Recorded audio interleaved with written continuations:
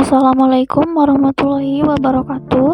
Saya Nurasana dari kelas A2. Saya akan mempresentasikan PowerPoint yang telah saya buat, yaitu tentang KIAR. KIAR itu apa sih? Nah, untuk yang pertama kita langsung ke pengertian KIAR. KIAR adalah sesuatu yang erat kaitannya dengan aktivitas jual beli dalam ajaran Islam. Singkatnya, KIAR adalah hak pembeli atau penjual sebelum melakukan transaksi. Secara bahasa, KIAR artinya memilih yang terbaik dalam aktivitas jual beli. Terdapat hak bagi penjual pembeli untuk meneruskan akad atau membatalkan sesuai pertimbangan masing-masing. Menurut istilah KIAR adalah pihak yang berakad memiliki hak untuk melangsungkan atau membatalkan akad. Dasar hukum KIAR terdapat dalam hadis Ibnu Umar yang meriwayatkan Rasulullah SAW bersabda, yang artinya, apabila ada dua orang yang melakukan transaksi jual beli, maka masing-masing dari mereka mempunyai hak KIAR selama mereka belum berpisah dan mereka masih berkumpul atau salah satu pihak memberikan hak KIAR-nya kepada pihak yang lain. Namun, jika salah satu pihak memberikan hak KIAR kepada yang lain lalu terjadi jual beli, maka jadilah jual beli itu. Dan jika mereka telah berpisah sesudah terjadi jual beli itu, sedang salah seorang di antara mereka tidak meninggalkan jual belinya, maka jual beli telah terjadi juga. Hadis riwayat Bukhari dan Muslim. Selanjutnya ada jenis-jenis KIAR. Yang pertama itu KIAR al-majlis. Poin pertama, hak pilih kedua pihak yang berakad untuk membatalkan akad selama keduanya masih berada dalam majelis akad dan belum berpisah badan. Yang kedua, berlaku pada akad al-muawadah al-maliyah seperti jual beli dan ijarah. Yang ketiga, mazhab Syafi'i dan Hanbali yang berdasar pada hadis riwayat Bukhari dan Muslim, masing-masing dari penjual dan pembeli memiliki hak KIAR selama keduanya belum berpisah. Yang terakhir, contoh barang yang sudah dibeli tidak dapat ditukar atau dikembalikan. Jenis KIAR yang kedua adalah KIAR syarat. Poin yang pertama, hak opsi pembeli untuk melangsungkan akad atau membatalkan secara batas waktu tertentu yang dipersyaratkan ketika akad berlangsung. Misalnya pembeli berkata, saya beli barang ini dengan catatan saya berkiar atau pilih-pilih selama 1 hari. Maka selama 24 jam pembeli bisa membatalkan akad jual beli. KIAR ini dibolehkan untuk menghilangkan unsur kerugian atau penipuan yang mungkin terjadi. Yang ketiga, KIAR was. Pemilihan untuk memfasihkan atau meneruskan jual beli ketika didapati bahwa barang yang dibeli itu tidak tepat dengan sifat-sifat yang dikehendaki. Si pembeli boleh memilih sama ada memfasihkan akad jual beli itu atau meneruskannya dengan harga yang ditetapkan semasa akad. Yang keempat, KIAR aib. Pembeli berhak memfasihkan akad jual beli itu sekiranya didapati barang yang dibeli itu sudah pun cacat sebelum ianya diserahkan kepadanya oleh penjual. Si pembeli tidak boleh memotong harga barang apabila bersetuju menerima jual beli, walaupun semasa menerimanya barang itu dalam keadaan cacat. Mestilah ia membayar jumlah yang ditetapkan semasa akad. Yang kelima, KIAR ta'in. KIAR ta'in ialah orang yang berakad jual beli berhak memilih dan menentukan salah satu daripada 3 barangan yang berlainan dari segi harga dan sifat barang tersebut. Sebagai contohnya, seseorang pembeli diberi pilihan oleh penjual terhadap 3 buah jam tangan pada harga yang berlainan. Pembeli tersebut hanya berhak memilih atau melakukan ta'in hanya satu saja. Yang keenam, KIAR ruqyah. Hak opsi pembeli untuk membatalkan atau melangsungkan akad ketika ia melihat barang dengan catatan ia belum melihatnya ketika berlangsung akad.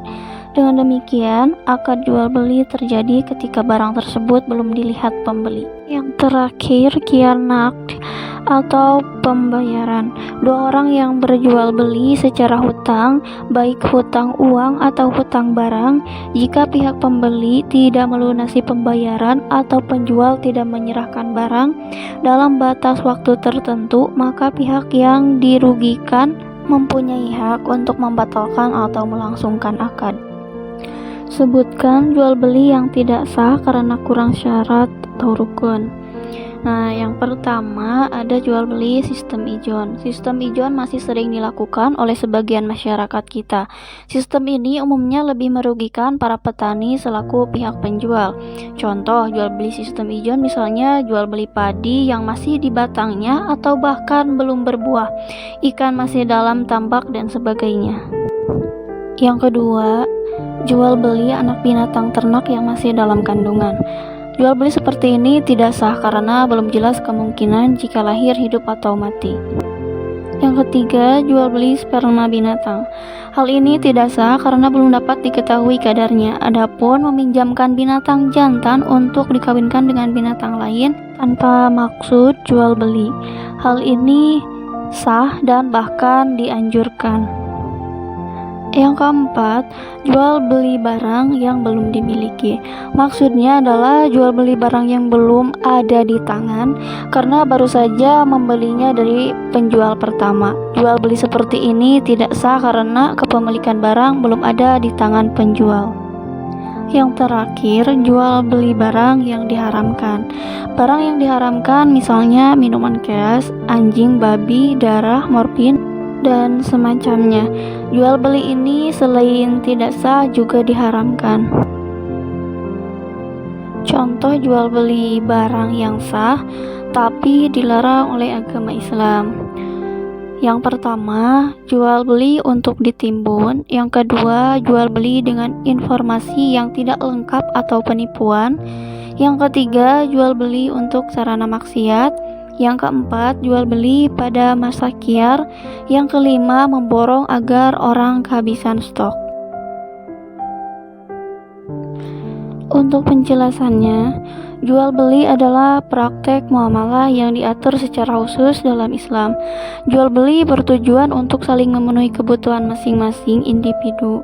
Jual beli memiliki syarat sahnya tersendiri.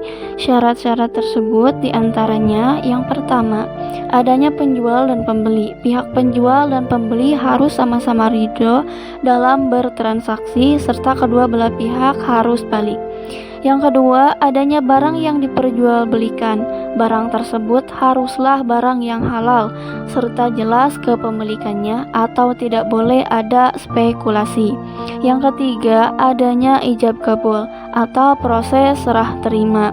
Proses serah terima dapat berlangsung di satu waktu atau majelis yang sama atau bisa juga tidak. Hal ini bergantung dengan jenis barang yang diperjualbelikan. Namun ada beberapa transaksi jual beli yang memenuhi syarat-syarat di atas tapi tetap dilarang untuk dilakukan. Contohnya adalah yang pertama, jual beli untuk ditimbun. Praktek penimbunan biasanya ditujukan untuk menaikkan harga. Hal ini kemungkinan karena saat terjadi penimbunan, stok menjadi langka dan orang menjadi berani untuk membeli dengan harga yang tinggi. Praktek dilarang dalam Islam karena merugikan orang banyak. Yang kedua, jual beli dengan informasi yang tidak lengkap atau penipuan. Contoh, jual beli semacam ini adalah penjual yang menyembunyikan cacat barang dagangannya. Ini termasuk penipuan dan dilarang dalam Islam. Yang ketiga, jual beli untuk sarana maksiat. Ada beberapa kegiatan maksiat yang menggunakan benda yang semula bersifat halal. Contohnya adalah sabung ayam. Jika ada pedagang yang memperjualbelikan ayam yang diperuntukkan khusus untuk sabung ayam, maka saat seorang penyabung ayam membeli ayam pada pedagang ini, jual belinya menjadi terlarang. Yang keempat, jual beli pada masa khiyar. Masa KIAR adalah masa garansi, di mana pada masa tersebut si pembeli masih mungkin untuk melakukan penilaian terhadap barang yang dibeli dan memutuskan apakah akan mengembalikan barang tersebut atau tidak.